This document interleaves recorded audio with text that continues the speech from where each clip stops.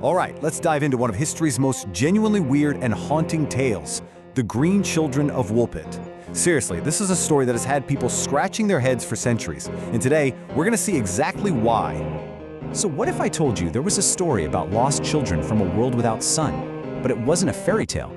It was actually written down by respected historians almost 900 years ago. It's a true account that kind of challenges everything we think we know about the past. To get to the bottom of this, we need to go back in time. We're heading to medieval England, a time of superstition, for sure, but also a time when people were carefully writing down the strange and unexplainable things that happened around them. Okay, so picture this. We're in a small English village called Woolpit. It's named for these deep pits that used to trap wolves. And the time is the middle of the 12th century. It's just another ordinary day, or so everyone thought. Some villagers are out working in the fields when they see something impossible. Two kids, a boy and a girl, are climbing out of one of those wolf pits. But listen, this wasn't just two lost children. There was something deeply, profoundly off about them. And the old records are super specific about this. Their skin wasn't just pale or sick-looking, it had this distinct, unnatural green color. They were chattering in a language that nobody recognized, and their clothes were made of some weird fabric in a style that was totally alien to everyone there. And as you can imagine, they were terrified, weak, and just sobbing. So, a local landowner, a guy named Sir Richard de Calm, takes the poor kids in. But their struggle was far from over. I mean, the first, most basic challenge was just trying to keep them alive. They were offered everything, you know, bread, meat, all the typical food of the time, but they refused it all. They were literally starving to death but wouldn't touch a single thing. So, what on earth did they finally eat? Get this, raw green beans. According to the story, when someone brought freshly picked beans into the house, the kids just went for them like they were starving, which they were. They cracked open the pods, eating the beans, even the stems. And for a long, long time, that was the only thing they would eat. And this is where their stories really split.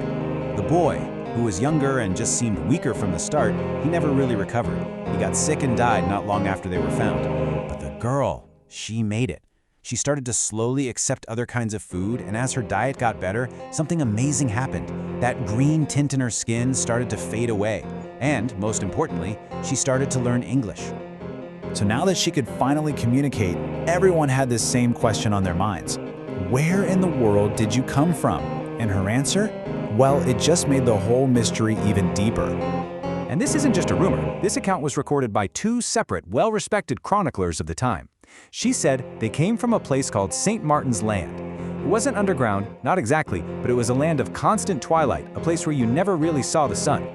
The way she told it, she and her brother were out looking after their father's flock when they heard this loud, beautiful sound, kind of like ringing bells. They followed the sound into a dark cave or some kind of passage, got lost wandering around, and then, bam! They suddenly stumbled out into the blinding sunlight of our world, right there next to the wolf pit. What a story, right? It sounds completely unbelievable. But is that all it is? Just a crazy story? Or could there be some real-world explanations for all this? Let's take a look at the theories. So when you're trying to solve this puzzle today, you kind of have to break it down piece by piece. For every totally bizarre part of a legend, there's a potential real-world reason. That green skin could be a medical thing. The sunless land, maybe not another dimension, but a real place on Earth. And the weird language and clothes, well, that could be the biggest clue of all.